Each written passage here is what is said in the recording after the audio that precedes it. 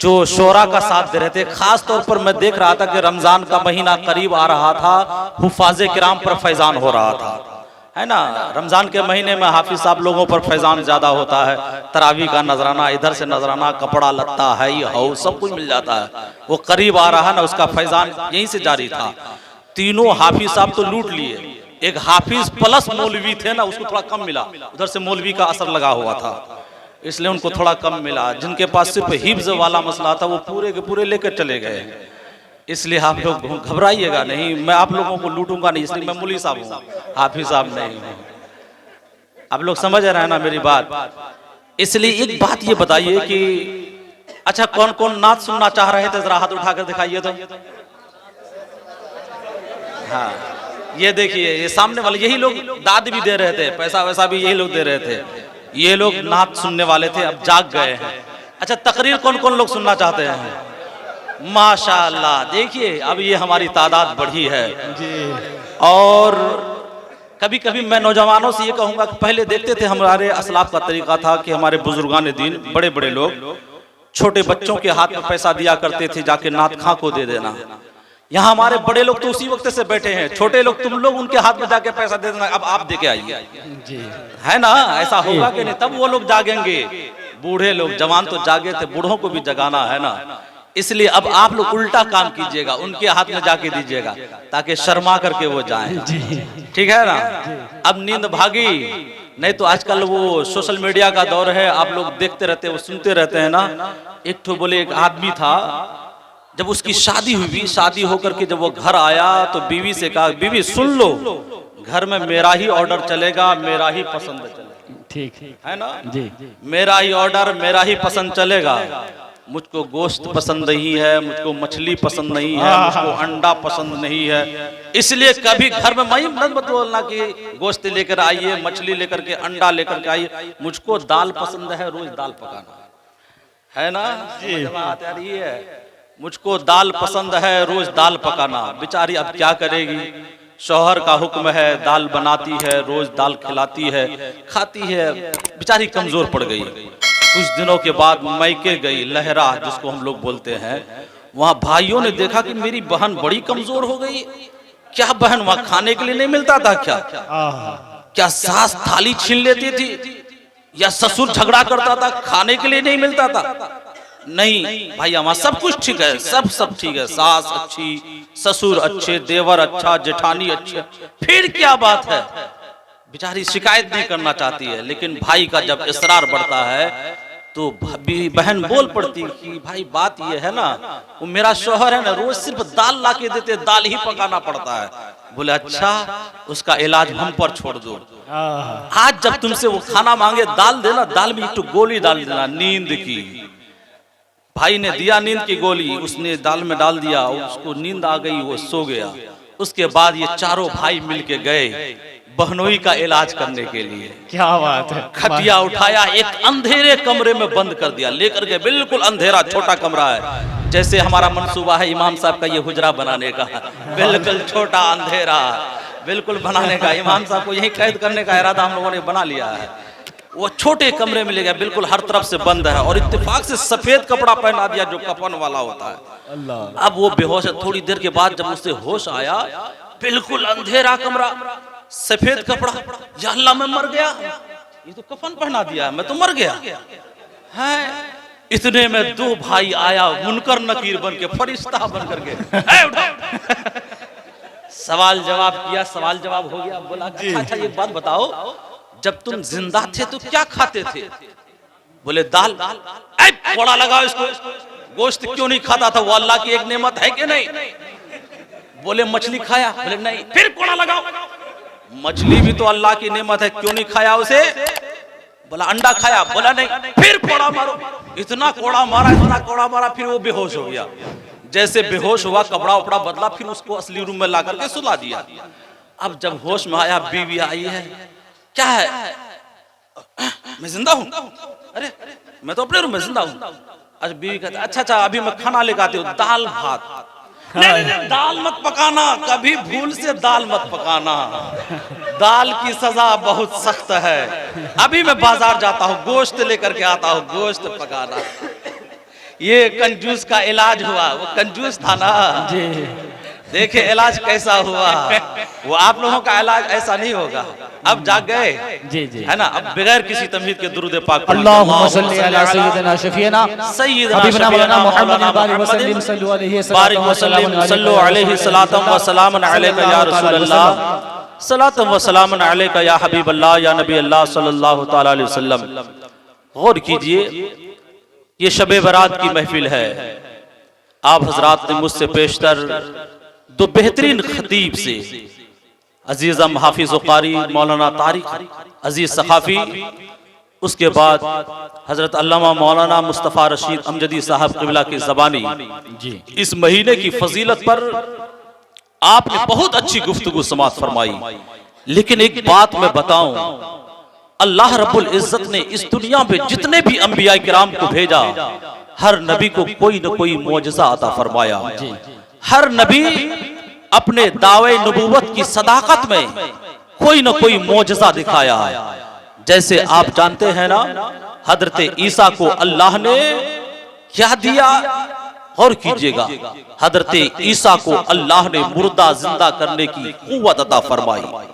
हजरत ईसा को अल्लाह ने वो ताकत अता फरमाई, अंधे को अखियारा बना दें और सफेद दाग और कोढ़ वाला इंसान आ जाए उसे अल्लाह के हुक्म से शिफा अता फरमा दे। हजरत मूसा को अल्लाह ने यदे बैजा और असाए मूसवी अता फरमाया और दिगर अंबियाए किराम को अलग अलग मोजज़ात से नवाजा। हजरत यूसुफ को हुस्न अता फरमाया। आप गौर कीजिएगा, मैं एक बात आपको बताना चाहता हूं, हर नबी को अलग अलग मोजज़ा अता किया गया। मेरे नबी को इन सारे नबियों से बढ़कर एजाज अता फरमाया। इसीलिए किसी शायर ने कहा भी था, हुस्न यूसुफ दमे ईसा यदे बैजादारी, हुस्न यूसुफ दमे ईसा यदे बैजादारी, आंचे खुबा हमा दारंद तू तन्हादारी।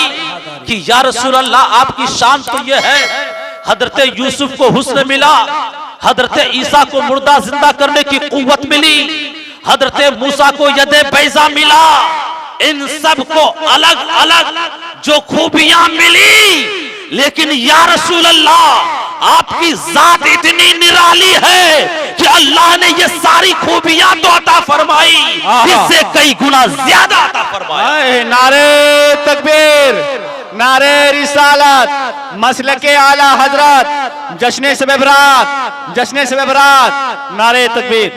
अब गौर कीजिए, मैं बताना चाह रहा था, अल्लाह ने हर नबी को मौजज़ा अता फरमाया।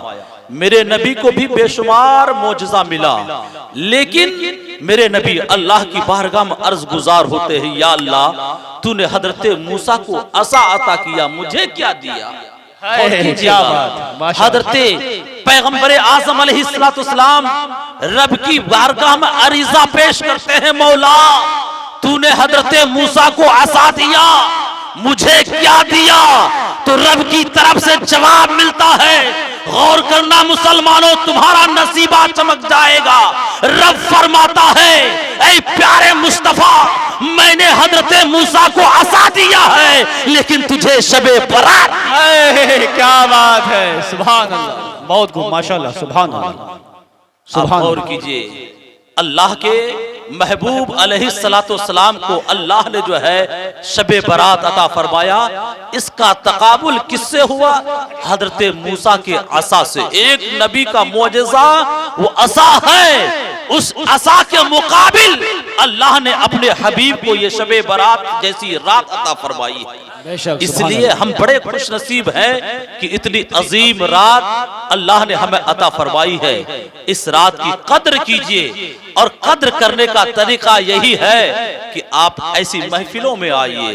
आप घर में हैं, कुरान पढ़ना जानते हैं तो कुरान पढ़िए, अगर वो नहीं जानते हैं तो नमाज पढ़िए। आप कज़ा नमाज पढ़िए, अगर कज़ा नमाज आपके जिम्मे नहीं है, कोई ऐसा अल्लाह का नेक बंदा है जो साहिब तरतीब है, कभी उसकी नमाज कज़ा ही नहीं हो रही है, तो ऐसे इंसान कसरत से नफल नमाज पढ़े। अगर वो भी हो जाए तो दुरूद शरीफ पढ़े, वो भी हो जाए तस्बीह के कलिमात पढ़े, वो भी हो जाए अल्लाह अल्लाह का वजीफा करे, यानी नेक काम करते रहे और रब का फजल ढूंढते रहे। इसलिए कि अल्लाह का मुनादी आज की शब आसमान दुनिया पर आकर ऐलान करता है कोई रिस्क मांगने वाला है, कोई बख्शिश तलब करने वाला है, कोई माफी का तलबगार है, कोई बीमारी से शिफा तलब करने वाला, यानी मुनादी ऐलान करता रहता है। जिसका नसीबा जागता है रब को खुश करके मांग लेता है, रब अता फरमा देता है। सुभान अल्लाह, सुभान अल्लाह, जागो, सुभान अल्लाह। तो रब को खुश करने के लिए जागो।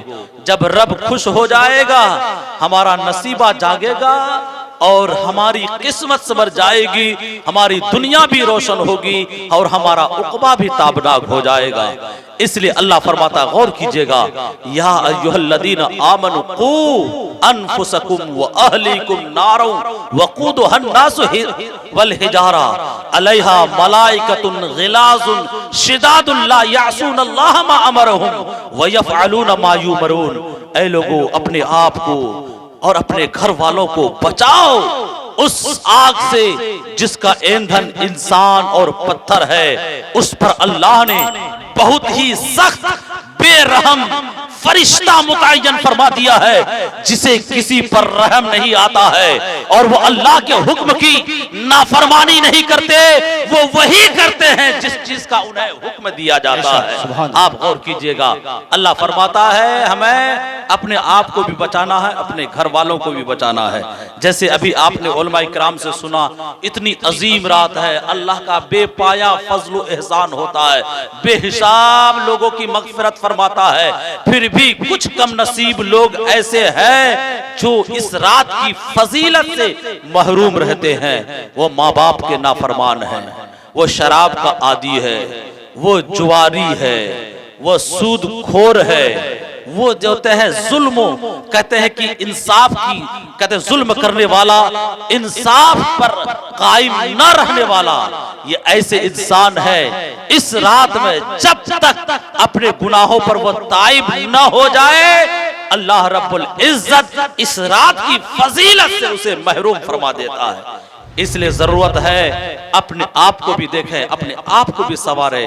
गौर कीजिएगा, जब ये आयत करीमा नाजिल हुई, अपने आप को भी बचाना है, अपने घर वालों को भी बचाना है, तो हजरते उमर फारूक रज़ियल्लाहु ताला अन्हु, कौन उमर फारूक? आप जानते हैं वो उमर फारूक को जिनके नाम से कुफ्रिस्तान में जला आ जाए। वो उमर फारूक जब तक इस्लाम की दौलत से माला माल न हुए, अल्लाह के पैगंबर ने दुआ फरमाई, अल्लाहुम्मा अय्यदिल इस्लाम बि उमर, ए अल्लाह इस्लाम को तक़वियत अता फरमा दे।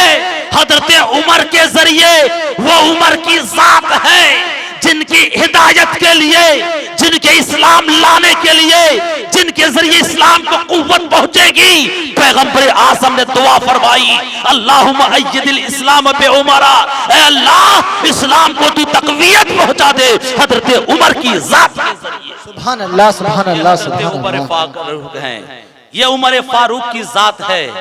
जब वो रास्ते पर चलते, गुनहगार अगर उन्हें देखते, मुजरिम उन्हें देखते, उनको देख करके वही ताइब हो जाते। आपने उलमा से सुना कि हजरत उमर फारूक एक रास्ते से जब गुजर रहे थे, तो उस वक्त एक शराबी शराब पी के शराब की बोतल बगल में दबाए मस्त झूमता हुआ आ रहा है। चलो शराब पिए है, नशा चढ़ा है ना, शराब के नशे में झूमता हुआ, ताकि लोगों को पता चले कि कोई शराबी जा रहा है ना। गुनाह का प्रचार किए जाओ, एक गुनाह भी करो, गुनाह का प्रचार भी करो। जरा जानते हैं, एक गुनाह करना एक अलग गुनाह है और गुनाह का प्रचार ये डबल गुनाह है। आप जानते हैं, प्रचारे गुनाह ये एक खुद गुनाह है। शराब पी लिए, ताड़ी पी लिए, नशा कर लिए, गुनाह कर लिए, उसके बाद रास्ते भर चलते रहे, गाते रहे, गाली देते रहे, जो मिलता रहा कुछ न कुछ बकते रहे, यानी प्रचार करते रहे। देखते हो, पी के आ रहा हूं, मेरा नाम पीके है ना। पी के आ रहा हूं, प्रचार करता हुआ वो आया, तो अब ऐसी सूरत में डबल गुनाह लेकर इसी तरह वो इंसान शराब पी करके मस्त झूमता हुआ बोतल लेकर देख लो लेकर के जा रहा है। अचानक हजरत उमर पर नजर पड़ती है, बाप रे बाप, वो शेरे खुदा, वो उमर फारूक जिनके नाम से कुफरिस्तान में जलजला आ जाए, जिनके नाम से शैतान रास्ता बदल दे, उस उमर फारूक पर नजर पड़ती है। अब उस आदमी का पसीना छूटने लगता, नशा गायब है ना, नशा गायब, नशा में बकरा खूब, एक झापड़ मारिए सब नशा उतर जाता है। वहां भी झापड़ भी नहीं लगा है, नजर पड़ी है, हजरत उमर पर नजर पड़ी है, नशा गायब। या अल्लाह, गजब हो रहा है, वो देख आ रहा है ना, गजब हो रहा है, हजरत उमर आ रहे हैं। या अल्लाह, अब क्या होगा? हजरत उमर को पता चल गया कि ये शराबी शराब पीकर शराब लेकर के आ रहा है।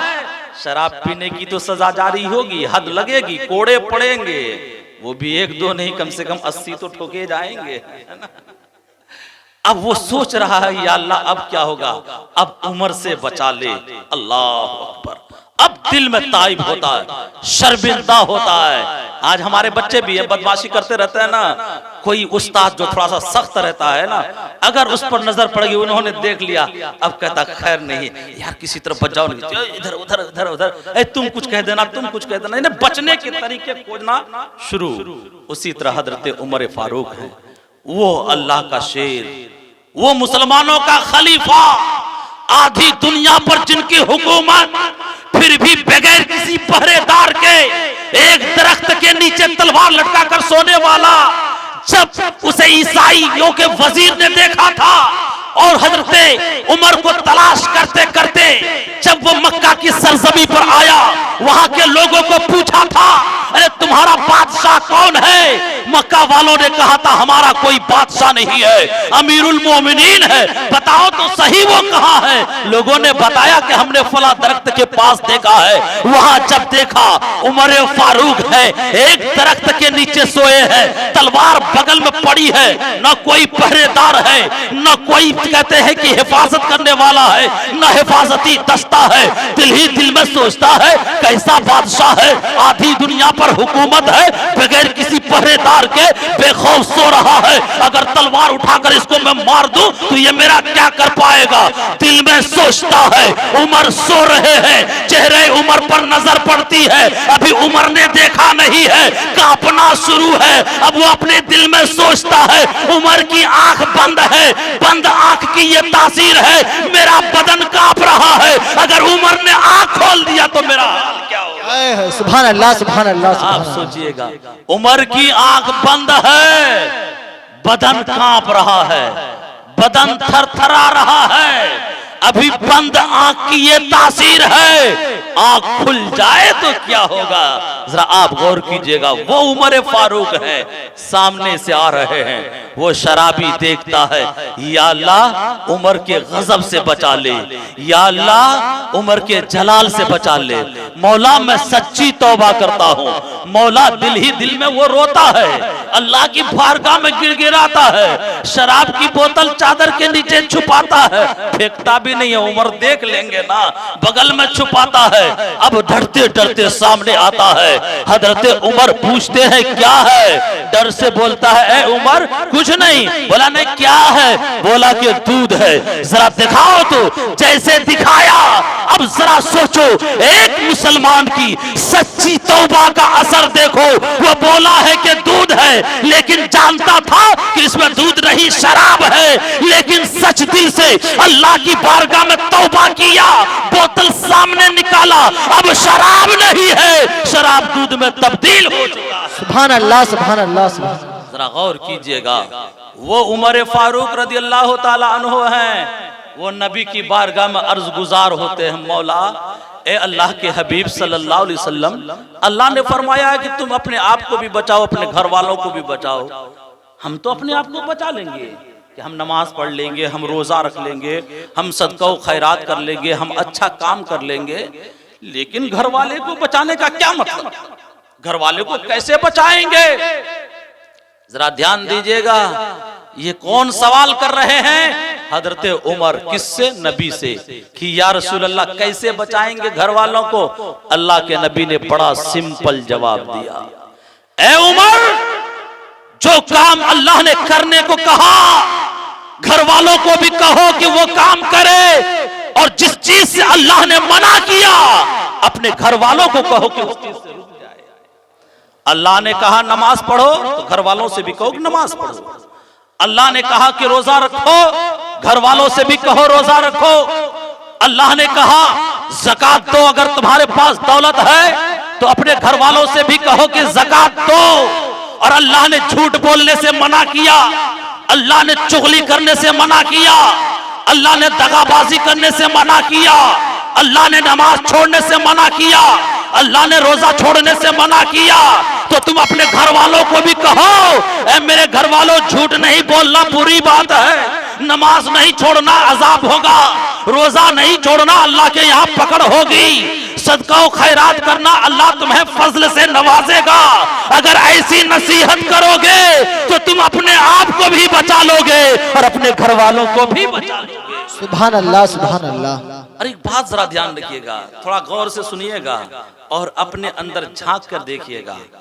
आज हमारे बच्चे, बहुत से बच्चे इस मदरसे में पढ़ने के लिए आते हैं। ये आपका दारुल उलूम गरीब नवाज कितना अजीम महबूब इदारा है।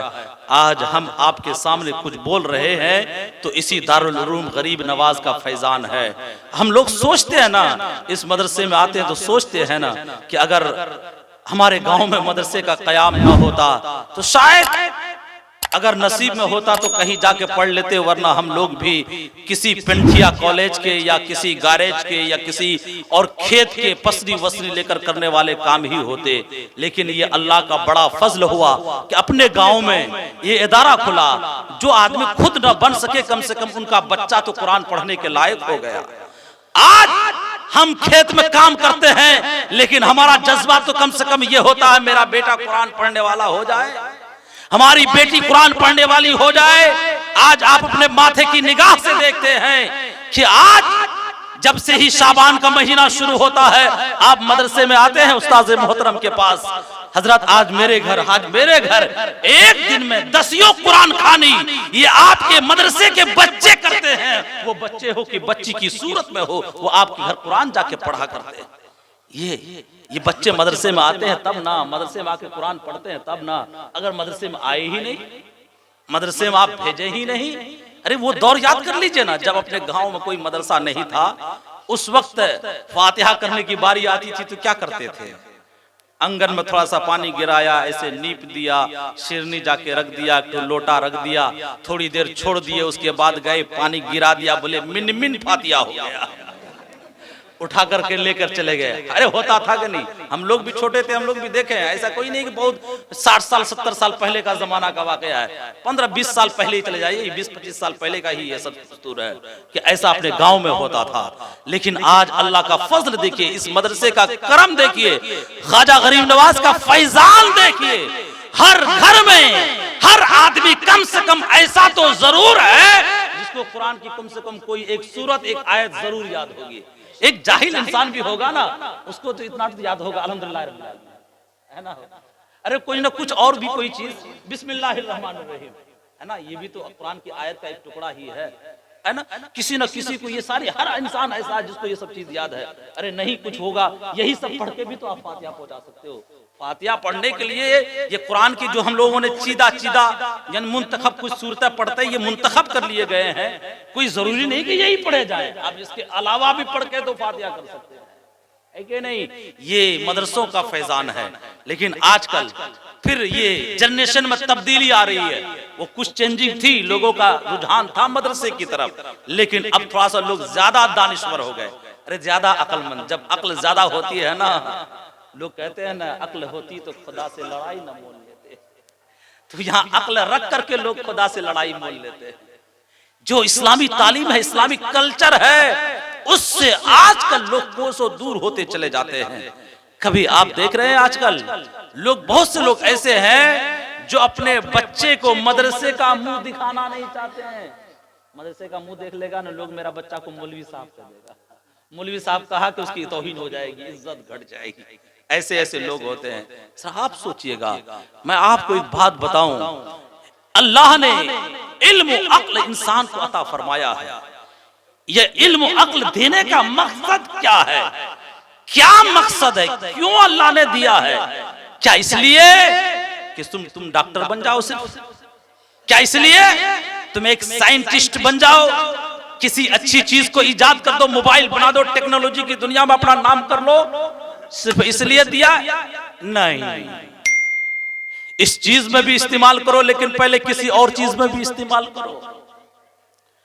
अल्लाह फरमाता है वमा खलक़तुल जिन्ना वल इंस इल्ला लियअबुदून, हमने जिन्नात और इंसान को इसलिए पैदा फरमाया है कि वो मेरी इबादत करें।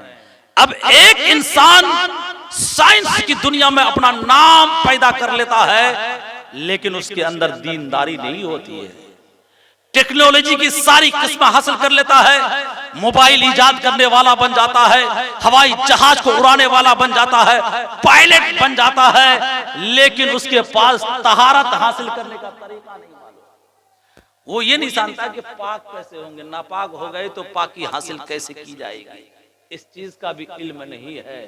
अब जानते हैं वो जानवरों से भी बदतर है। और कीजिएगा, एक साइंसदान, हवाई जहाज का इजाद करने वाला, मोबाइल को वजूद बख्शने वाला, अच्छी अच्छी चीज बनाने वाला, लेकिन अगर वो इस्लामियात से वाकिफ नहीं, अपने मजहब का जानकार नहीं, तो ये याद रखना वो जानवर से बदतर है। ये मैं नहीं कहता, रब का फरमान कहता है, इन्ना शर्रत दवाबि इंदल्लाहि अस्सुम्मु अल बुकमुल लज़ीना ला याक़िलून। ऐ लोगों, जमीन पर रेंगने वाले चौपाओं में सबसे बुरा अल्लाह के नजदीक वो है जो बहरा है, जो गूंगा है, जो हक समझना नहीं चाहता। अल्लाह ने फरमाया है जमीन पर ये रेंगने वाले चौपाए, इनमें सबसे बुरा वो है जो बहरा है, गूंगा है, हक समझना नहीं चाहते। बहरा समझते हैं ना, है ना बहरा, जो सुनने ना पाए। आज हमारे पास कान है, सब कुछ सुनते हैं, लेकिन मौलवी की बात नहीं सुनेंगे, है ना। नमाज पढ़ने के लिए कह देगा ना, अरे दाढ़ी रखने के लिए कह देगा ना, इसलिए मौलवी की तो सुनना ही नहीं है। ये कान रख करके बहरा हुआ कि नहीं? बोलिए। हमारे पास जबान है, मुंह में बोलने की ताकत है, 5 लोगों के सामने जब अदालत सजी हो, वहां सच बोलने की ताकत नहीं है, वहां पार्टी देख करके बोलेंगे, कौन मजबूत है कौन कमजोर है। कमजोर का साथ देंगे तो लोग हमको भी दबा देंगे। वहां जबान रख करके भी वो गूंगा है। समझने की कुव्वत होने के बावजूद इंसान अपनी अक्ल को हक को मार्फत की पहचान में नहीं लगाता, तो अल्लाह ऐसे लोगों के लिए फरमाता है वो उस चौपाए से भी बुरे हैं जिस चौपाए के अंदर न बोलने की ताकत है, न सुनने की ताकत है, न समझने की ताकत है। ऐ इंसान, आज सब कुछ रखते हुए तू हक की राह पर नहीं है, तो उस चौपाए से भी तू बुरा हुआ। आज हम अपने बच्चों की मोहब्बत में गिरफ्तार हैं। आज अपने बच्चे को पढ़ने के लिए भेजते हैं, गया बच्चा पढ़ के आया स्कूल में, वहां से ट्यूशन, उसके बाद मोबाइल लेकर के दे दिया। फैशन का दौर है। कभी बेटा से हम पूछते ही नहीं कि बेटा मोबाइल तू कितना क्यों इस्तेमाल करता है, तेरी निगाह कमजोर हो जाएगी, फालतू चीज क्यों देखता है, कहाँ इतनी लंबी बातें करता है, रात के 10-10 बजे तक घर से बाहर कहाँ रहता है। कभी बेटा से बाप ने पूछा ही नहीं, बेटा आवारा नहीं होगा तो क्या होगा? बेटा का हिसाब लीजिएगा तब ना। आजकल बेटा को आजाद छोड़ दीजिएगा, बेटा आजाद नहीं होगा तो क्या कैदी होगा? वो आजाद बेटा अब आजाद है, बाप को कैदी बनाएगा, बाप को कैदी। अल्लाह के नबी इरशाद फरमाते, गौर कीजिएगा, अल्लाह के नबी इरशाद फरमाते हैं, इन्ना अशद्दन्नास, अल्लाह के नबी इरशाद फरमाते हैं, क्यों गौर कीजिएगा, अल्लाह के नबी इरशाद फरमाते हैं, कहते हैं कि उसका मफहूम यह है, ऐ लोगों सुनो, कयामत के दिन अजाब के एतबार से लोगों में सबसे ज्यादा सख्त अजाब उस इंसान को होगा मन जहिला अहलहू, जो अपने घर वालों से जाहिल होगा, जो अपने घर वालों से नाआशना होगा, जो अपने घर वालों के हालात से बेखबर होगा। ये नहीं देखता होगा मेरा बेटा क्या करता है, मेरी बीवी क्या करती है, मेरी बेटी क्या करती है, मेरी माँ क्या करती है, मेरा भाई क्या करता है। इस चीज पर उसकी नजर नहीं होगी तो अल्लाह के नबी इरशाद फरमाते हैं इन्ना अशद्दन्नास से अज़ाबन यौमल क़ियामा मन जहिला अहलहू। क़यामत के दिन वो इंसान अजाब के एतबार से सबसे ज्यादा सख्त होगा जो अपने घर वालों से जाहिल होगा, घर वालों के हालात से बेखबर होगा। आप सुनिए, ये मेरे नबी फरमाते हैं घर वालों के हालात की खबर नहीं रखोगे ना, क़यामत के दिन सबसे ज्यादा सख्त अजाब होगा। ये बच्चे, आप गौर कीजिएगा, बच्चे, ये माल, ये हमारे लिए फितना है, आजमाइश है। अल्लाह के खुद अल्लाह रब्बुल इज्जत इरशाद फरमाता है इन्नमा अमवालुकुम व औलादुकुम फितना। ऐ लोगों सुनो, तुम्हारे अमवाल, तुम्हारी औलाद